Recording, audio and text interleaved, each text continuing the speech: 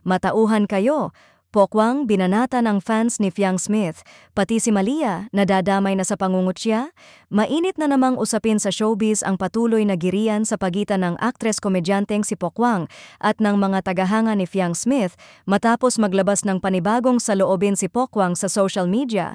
Ayon kay Pokwang, hindi na dapat palakihin ang fandom culture kung ang ipinaglalaban ay mali, lalo na't pati ang kanyang anak na si Malia ay nadadamay na sa masasakit na komento mula sa fans ni Fiang.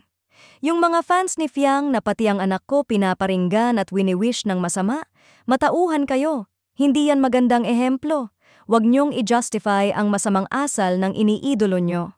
Pokwang, sa isang matapang na IG story, umalma si Pokwang matapos makita ang ilang toxic comments mula sa netizens na di umano'y fans ni Fiang Smith.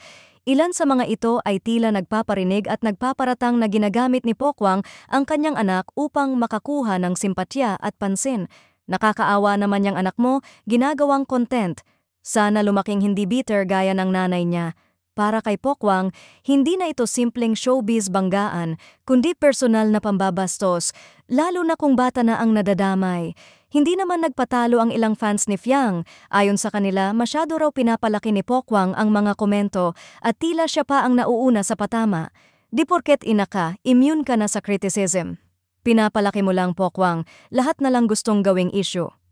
Sa kabila ng patuloy na bangayan, nanatiling tahimik si Fiang Smith at wala pa ring direktang pahayag tungkol sa tirada ni Pokwang.